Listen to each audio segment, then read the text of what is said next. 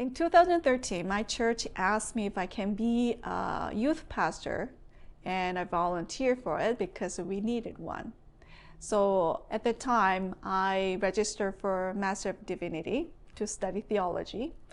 However, I really didn't like philosophy, and when I was a university student, some of my friends were studying theology, and when I heard their conversation, I always got headache. So I thought and I believed that theology is not for me. But in 2016, I received a strong conviction of calling, and I decided to return to school to study Master of Divinity again. And the school said I have to be a full-time student, otherwise I have to go to Providence.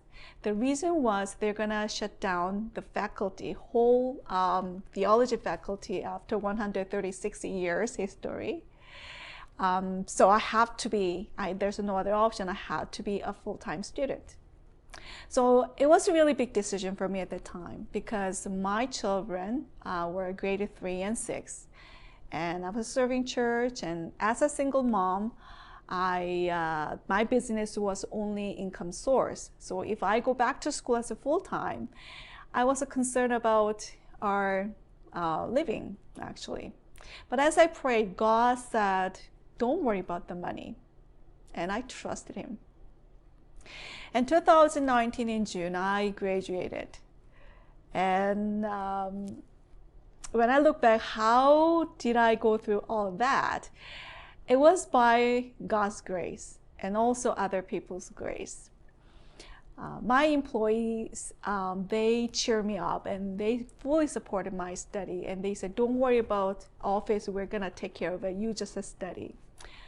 And my parents took care of my children, and especially my mom. She had to pack 4 lunches every day in the morning, 2 for my children, 2 for me, 1 for lunch and 1 for dinner, because I often leave the house in the early morning and come back in very late night. But I just realized that during this 3 years of Master of Divinity study, I never paid a school. All my tuition fee was covered by bursary. And how about textbook? You know, I'm a so cheap person, so I didn't buy any books. I just went to library and borrow and I study and completed all my papers in that way. So when I think back, God really provided everything that I need, more than enough. And in English expression, there is this is icing on the cake.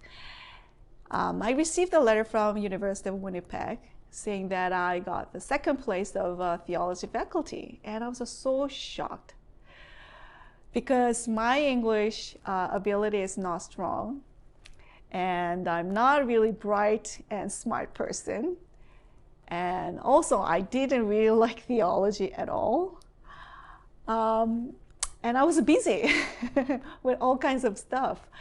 So I was really, really surprised to see that. And, you know, I joke with my parents, I'm so shocked to receive this letter, but I don't want any medal or certificate. Whether they can pay me as a prize, that would be great. That was a joke. But anyway, 1 week later, I received a check from the school as a prize. So I think my God is, you know, he provides everything that we need, and his name is Jehovah Jireh. He will provide.